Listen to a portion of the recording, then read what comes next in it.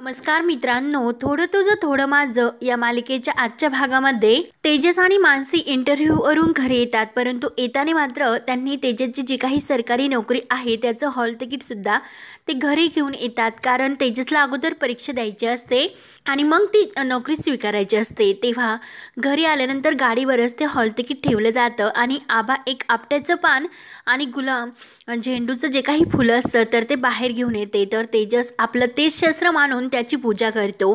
तेव्हा मानसी खूप खुश होते आणि मानसीसुद्धा देवाकडे प्रार्थना करते आणि तेजससुद्धा त्याला ही नोकरी मिळावी म्हणून प्रार्थना करतात. तेव्हा मानसी म्हणते की आजपासून हे मी नीट व्यवस्थित जपून ठेवणार आहे आणि ते फूल घेते म्हणजे तेजसच्या हातात देते आणि म्हणते की राष्ट्रहित आपट्याचं पान देऊन शुभ दसरा असे म्हणते. तर तेजससुद्धा आपट्याचं पान घेतो, मानसीला देत म्हणतो की शुभ दसरा आणि मानसी खुश होऊन आतमध्ये जाते आणि ते हॉल तिकीटसुद्धा ती जाताना आपल्या हातात नेते. तर आबा खुश होऊन तेजसला मिठी मारते आणि म्हणते की दादा, अरे दादा, लवकरात लवकर तात्यांना मला श्रीखंडाची गोळी तुझ्या हातावर ठेवलेली पाहायचंय. तेव्हा तेजससुद्धा खूप खुश असतो. तेजस म्हणतो की अरे ग आबा शांत, अजून नोकरी नाही भेटलेली. तेव्हा आबा म्हणते की नक्की भेटेल आणि आबा तर खूप खुश असते.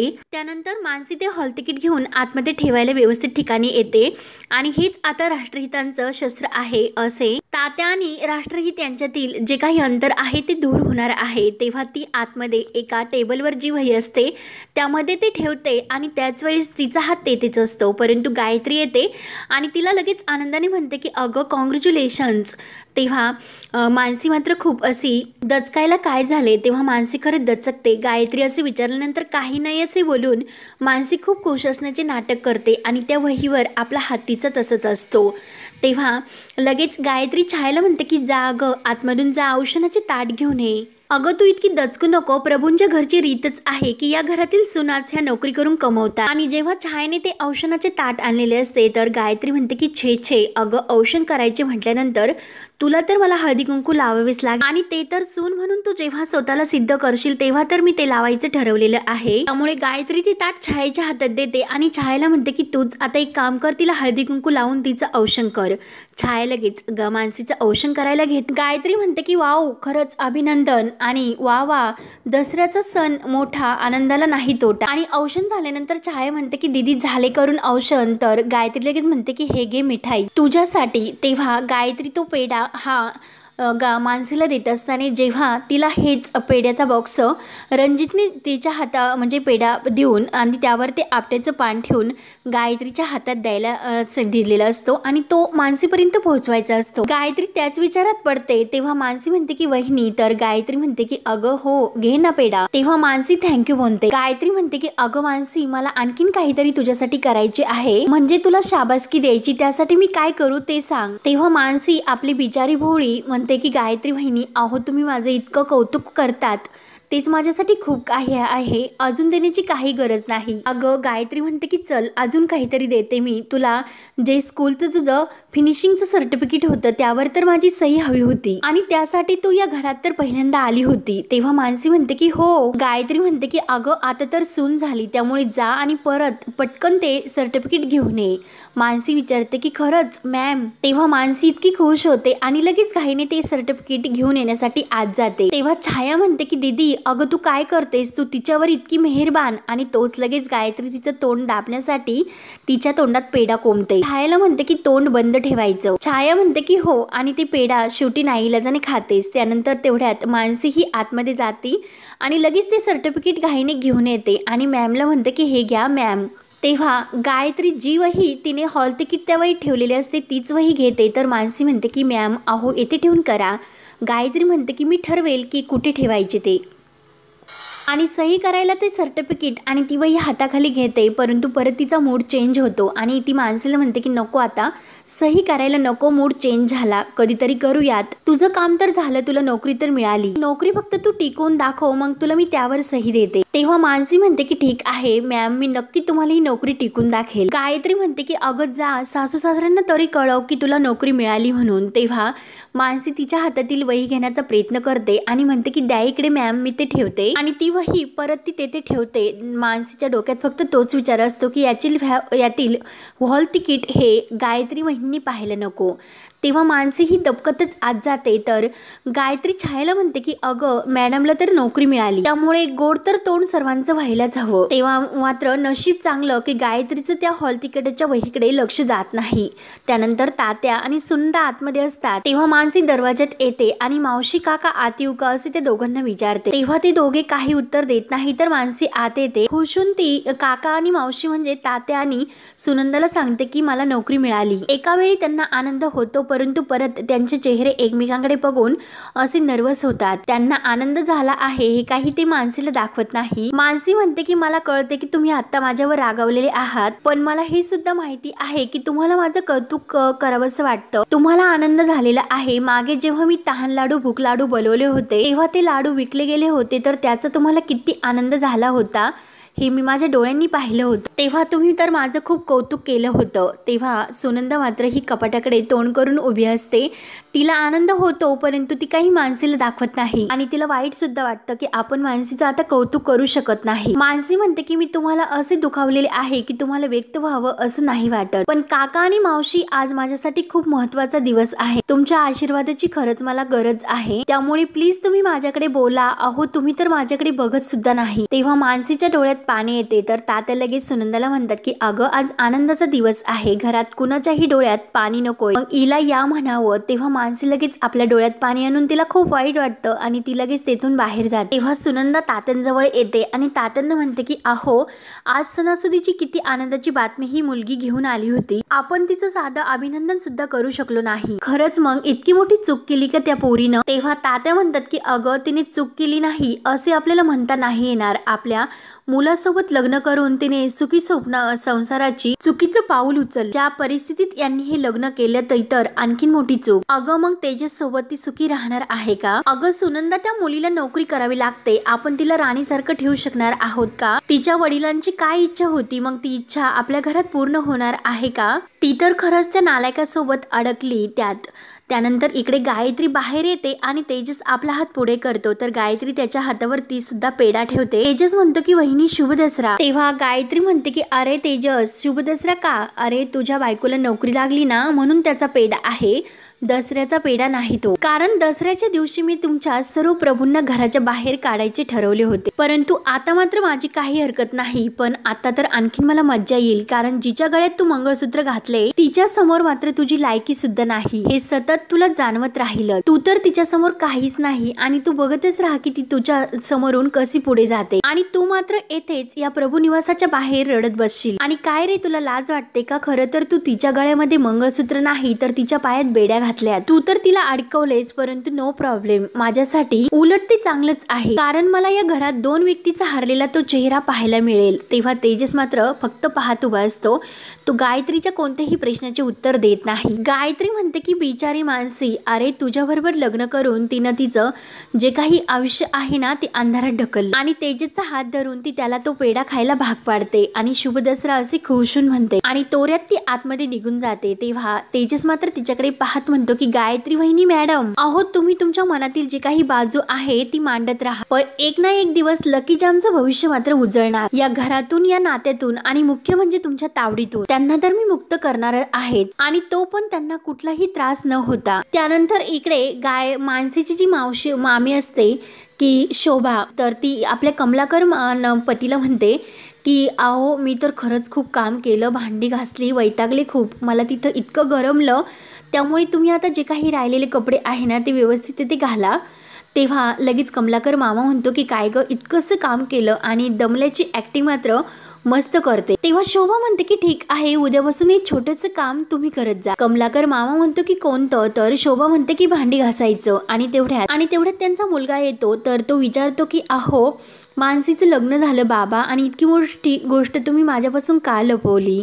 तेव्हा शोभा म्हणते की अरे तुझ्यापासून नाही तर तिचं लग्न झालं त्यावेळी यांना सुद्धा माहिती नव्हतं. तेव्हा त्यांचा मुलगा म्हणतो की काय अहो काय सांगतात बाबा आणि आपल्याला त्यांची काळजी करण्याची काय गरज आहे, कशाला आपण उगाच त्यांची काळजी करत बसायची. तेव्हा त्यांचा मुलगा म्हणतो की एक मिनिट, मानसीचं लग्न हे तेजस्वी झालं आणि बाबा ती गायत्री वहिनी ही तेजस्वी वहिनी आहे आणि त्यांनाच मी रोज हॉटेलमध्ये सोडायला जात होतो. तेव्हा लगेच शोभा म्हणते की काय ती तुझी मॅडम आहे, तर त्यांचा मुलगा म्हणतो की हो, म्हणजे मानसी जिच्याकडे केक बोच करत होती ती. तेव्हा त्यांचा मुलगा म्हणतो की हो त्यांच्याकडेच गेलो होतो आणि ती त्यांचीच ऑर्डर होती. त्या फार मोठ्या हुद्द्यावर आहे तिकडे. तेव्हा शोभा म्हणते की असून दे, काही नाही फरक पडत इतक्या मोठ्या हुद्द्यावर जरी असली तरी. आणि आता बघ कशी आपल्या उंबरठ्यावर नाक घासत येते. तेव्हा लगेच त्यांचा मुलगा विचारतो की आपल्याकडे ती काय येते. तेव्हा शोभा म्हणते की अरे तसे नाही, मी फक्त तिला तिची जागा दाखवून दिली, पण आता यापुढे मात्र तू तिच्याकडे काम करायचे नाही. अरे इतकी उर्मट आणि उद्धट बाई आहे ती, जावेची मामी भेटायला आली होती, मग तिची ही पद्धत आहे का काही वागण्याची. तेव्हा कमलाकर म्हणतो की अगं एक मिनिट, पण शोभा अगं तू तिकडे कशाला गेली होती, तिकडे जायचं तुला काही गरज आणि कारण तर नव्हतं. तेव्हा शोभा म्हणते की हे पहा, गरज का नव्हती, मामी म्हणून काहीतरी जबाबदारी आहे ना माझी. तिचं नवीन लग्न झालं म्हणून ओटी भरायला तिकडे गेले होते, परंतु ही कैदाशीन मात्र माझ्यावरच डाफरली आणि मानसीचा हा सासूरवास तिला व्हायलाच होता. एका दृष्टीने तर बरं झालं, पण या गायत्री मॅडमने माझ्याशी असं वागायला नको होतं. त्या गायत्री प्रभूला एकदा इकडे माझ्या दारात येऊन दे, नाही मी तिला माझा इंगा दाखवला तर नाव मी सांगणार नाही शोभा. त्यानंतर रात्र होते तर तेजस बाहेर असतो. मानसी आणि आबा ह्या काही पुस्तक घेऊन तेजसला स्टडी करण्यासाठी बाहेर येतात. त्यातील एक पुस्तक खाली पडणार, तो तेजस लगेच झेलतो. तेव्हा मानसी म्हणते की बरोबर, योग्य ते पुस्तक तुम्ही झेललेस, तुम्ही अभ्यासाला लागा, तोपर्यंत मी तुमच्यासाठी नोट्स काढते. आणि मानसी आबाला म्हणते की तू चटई पटकन टाकते आणि तेजस त्या दोघींकडे पाहतच असतो. मानसी लगेच नोट्स काढायला सुरुवात करते. तेव्हा तेजस मात्र एका पायरीवरून दुसऱ्या पायरीवर उड्या मारत असतो, तर मानसी पाहतच उभी असते. आबाला विचारते की अगं आबा हे काय करतात, यांना काही असं टेन्शन आल्यासारखं काही दाखवतात का. आबा म्हणते की अगं बघतच राहा, तू मज्जा करतोय. तेव्हा तेजस पुन्हा खाली पायऱ्या उतरत एक एक येतो, 22-23 असे म्हणत असतो.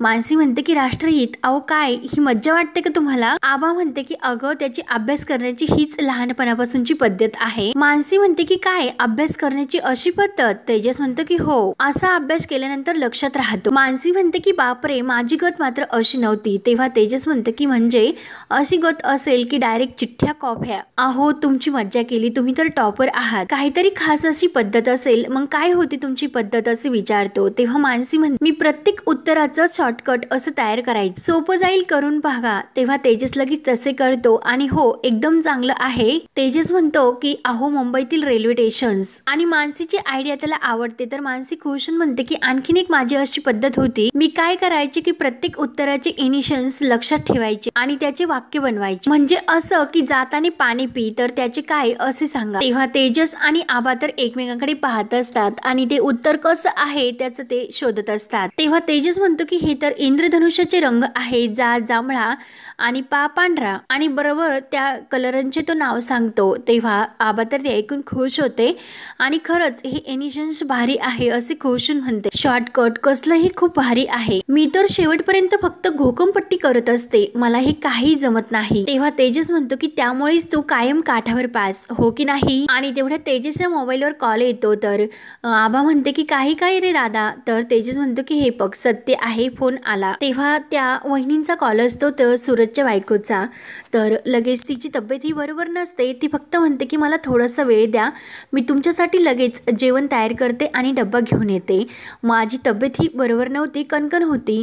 तेव्हा तेजस म्हणतो की वहिनी अगं ऐकून घे, तू आराम कर, डब्बा घेऊन येण्याची काही गरज नाही. तेव्हा तेजसची वहिनी म्हणते की भाऊजी अहो तू पण तुम्ही उपाशी राहणार. तेजस म्हणतो की वहिनी अगं मी खाईन काहीतरी, तू कशाला असे करतेस, तू तेथेच थांब आणि स्वतःची काळजी घे. तर वहिनी विचारते की नक्की का. तेजस म्हणतो की हो, आणि काही लागलं तर फोन कर. आणि वहिनी अगं एका सरकारी नोकरीसाठी मी परीक्षेला बसलोय. तेव्हा वहिनी म्हणते की भाऊजी अहो लग्न झाल्यानंतर माणूस बदलतो हे खरं आहे, तुमच्यात मात्र आमूलाग्र बदल झाला, त्यामुळे भाऊजी मी तुम्हाला अगोदर पासून सांगत होते की विचार करा, आठवा मी काय म्हणत होते, तुमच्या आवडीचा तो ड्रेस, तिच्या आवडीची ती ओढणी. तेव्हा तेजस म्हणतो की काय वहिनी झालं का, आवडीचा विषय आला तर कणकण गेली का. अगं वहिनी तसं काही नाही, फक्त मी तुला सांगितलं की परीक्षेला बसतोय. वहिनी म्हणते की ऑल द बेस्ट, तुम्ही या परीक्षेकडे लक्ष द्या आणि ही नोकरी नक्की तुम्हालाच मिळेल. आणि तेजस म्हणतो की जर काही लागले तर फोन करा, आणि फोन ठेवतो. तर आबा विचारते की अरे काय म्हणत होत्या. तेव्हा तेजस म्हणतो की काही नाही, तिला बरं नाही. तर आबा म्हणते की अरे बापरे काय झालं. तेव्हा तेजस म्हणतो की काही नाही, थोडीशी कणकण आहे, जेवण घेऊन येते असे म्हणत होती, परंतु मीच म्हणलो की राहून द्या आता. आबा म्हणते की बरं केलंस, थांब मी तुझ्यासाठी घरातून जेवण घेऊन येते. तेजस म्हणतो की अगं थांब ऐक, यासाठी तात्यांचा शब्द मात्र मोडायला नको, आपण तात्यांचं मन जिंकण्यासाठी प्रयत्न तर करतोय, मग सगळं काही नीट होऊन दे. तेव्हा आबा म्हणते की अरे दादा, रोज घरात जेवण बनते, तू घरचाच असून तुला घरातील जेवण नाही भेटत. तेजस म्हणतो की राहून दे, ठीक आहे, मला भूक तर नाही तशीच.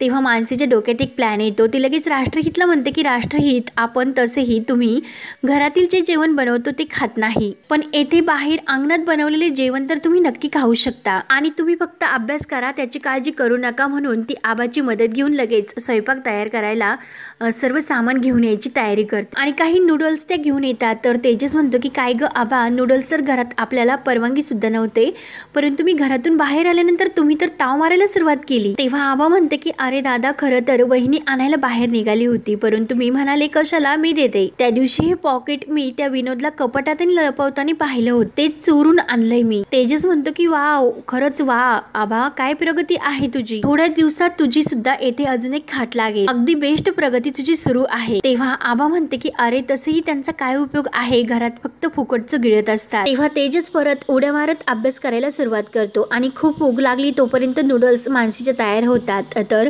तेजस त्या पातेल्या जवळ येतो आणि आबा हे बघ कसा नूडल्स, तुझ्या उंची इतका. आबा म्हणतात की काय रे दादा, तुला कुठेही जोक सुचतो का. तेव्हा लगेच तेजस इतक्या घाईने तो नूडल्स आपल्या हातात घेतो आणि लगेच त्याला खूप चटका जोराचा बसतो. लगेच त्याचा हात धरते आणि त्यावर प्रेमाची फुंकर मारायला सुरुवात करते. तेजस तससा तिच्याकडे पाहत असतो. आबा त्या दोघांना असे करताना पाहून खूप खुश होते. मानसी विचारते की आता बरं वाटतं का. तेव्हा तेजस हो म्हणतो आणि म्हणतो येथे मात्र भाजले नव्हते, आत जिभेला भाजले होते. आणि लगेच ती पाणी पिण्यासाठी त्याला बॉटल देते. तेव्हा ते नूडल्स झाले की नाही व्यवस्थित पाहते. तर तेजस मनात त्यांच्याकडे बघत म्हणतो की लकी जाम, तुम्ही माझ्यासाठी खूप काही करतात. एकदा की ही नोकरी लागली आणि मी घरात गेलो तर तुम्हाला माझी असलेली काळजी ही दूर होईल. तेव्हा नक्की मी या नात्यातून तुम्हाला मुक्त करेल, कारण मी तुमच्यासाठी योग्य नाही हे मला माहिती आहे. तेव्हा मात्र हा भाग येथे संपतो. पुढील भागामध्ये विनोद हा सर्वांसमोर म्हणत असतो की आज छायाचा उपवास आहे, मानसी तुला काहीतरी खायला वेगळं करावं लागेल. तेवढ्यात छाया मात्र काहीतरी खात ताव मारत येते. विनोद जोरात ओरडतो की आज छायाचा उपवास आहे. तेव्हा छाया म्हणते की हो आहे ना. लगेच आपल्या हातात जे काही खात असते तर त्या वहीमध्ये जे हॉल तिकीट ठेवलेले असते तर तोच कागद घेते आणि तोच कागद गुंडाळून ती त्यात गुंडाळते आणि खाली तो तिच्या हातातून पडतो. त्यानंतर तेजस हा मानसीला म्हणत असतो की हे बघा वहिनी आणि त्यांची बहीण जी आहे ना, त्यांचं कुटुंब त्यांची कशी वरात काढतो ती बघतच राहा. त्यानंतर मानसीच्या कामाचा पहिला दिवस असतो. ती देवाला नमस्कार करते आणि आज कामाचा पहिला दिवस आहे, सर्व काही छान होऊन दे. आणि जे हॉल तिकीटचा तो जो काही कागद गुंडाळून त्या छायेने टाकलेलं असतं तर तो गायत्रीच्या पायाशी येऊन पडतो. गायत्री उचकते की काय आहे हे. तेव्हा आता गायत्री ते हॉल तिकीट पाहणार का हे पाहण्यासाठी आपल्या चॅनलला नक्की सबस्क्राईब करत राहा. धन्यवाद.